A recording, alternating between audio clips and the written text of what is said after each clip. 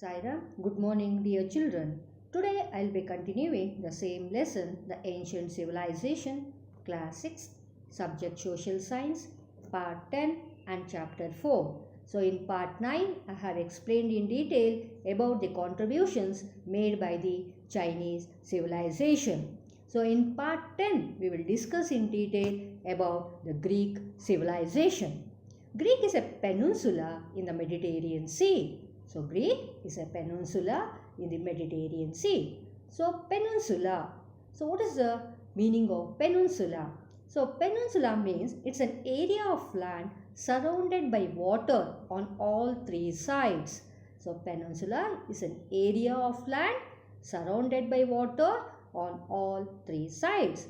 Greek is also a peninsula. Greek is also surrounded by water on all three sides in the Mediterranean Sea.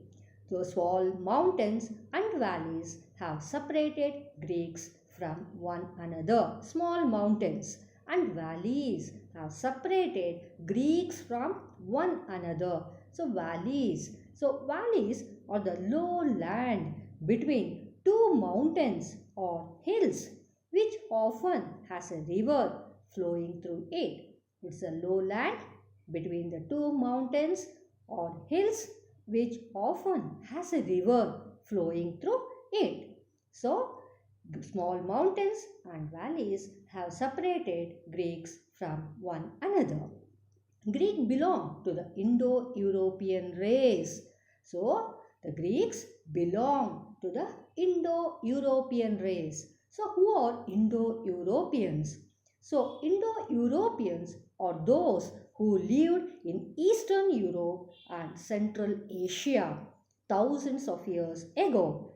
They spread out across Europe, Western Asia, Central Asia and India. So, Greek belong to the Indo-European race. So, Indo-Europeans are those who lived in Eastern Europe and Central Asia thousands of years ago. So, they were spread across Europe, Western Asia, Central Asia and India.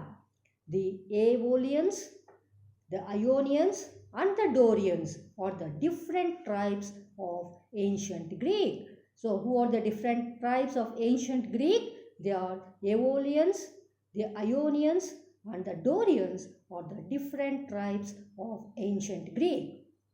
Tribe means, I have told you, they are the group of people who speak the same language and follow the same customs.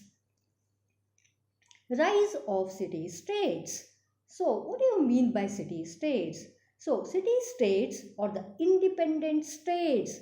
They are not administered or governed by any other government. So, they are the independent states which are not governed or administered by another government. So 3000 years ago, every village of Greek had a king and a council of elders to advise him. So 3000 years ago, every village of Greek had a king and a council of elders. What do you mean by council? Council means it's a group of people who are elected to govern an area such as a town or country. So, every village of Greek had a king and a council of elders to advise him. So, as the trade between them increased, the village slowly became towns and later larger cities. So, as the trade, I have told you the meaning of trade, it's the buying and selling of goods. So, as the trade between them increased, then the village slowly became towns and later large cities. So, and these cities became city-states and these cities became city-states. I have explained what is a city-state.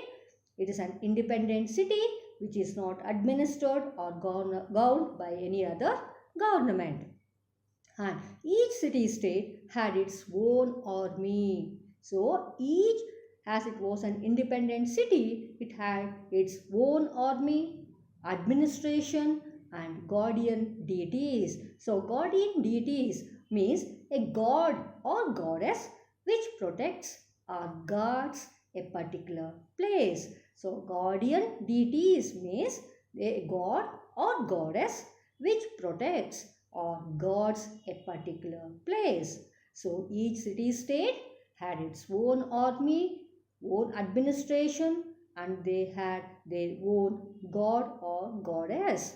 Though they were independent states, they were culturally united. So, though they were independent states, they were culturally united. Means their customs, law, dress, religious beliefs, and tradition were joined together. They were common to all of them. And and Athens and Sparta are the influential city states.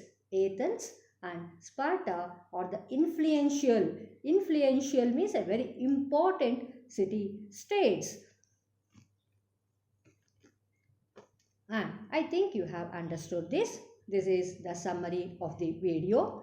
So Greek is a peninsula in the Mediterranean Sea. I have explained to you the meaning of peninsula, and small mountains and valleys have separated Greeks from one another. So I have told you the meaning of valleys. So small mountains and valleys have separated Greeks from one another. So Greeks belongs to the Indo-European race. The Aeolians, the Ionians and the Dorians are the important or different tribes of ancient Greek. So 3000 years ago, every village of Greek had a king and a council of elders to advise him. So as the trade between them increased, the villages slowly became towns and later cities. And these cities became city states. And each city states had its own army, administration and guardian deities.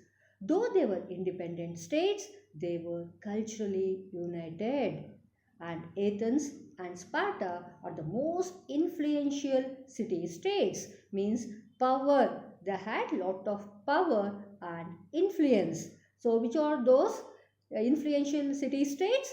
Athens and Sparta are the most influential, most powerful city states. So I think you have understood this. So I am asking some of the questions relating to this video. Please go through the video, understand it, and you find the answers for all these questions in the video. So the first question is, to which race Greeks belong? To which race Greeks belong? Which are the different tribes of Greek? And which are the city states in Greek? And explain in detail about city states. So these are the 4 questions that you have to answer.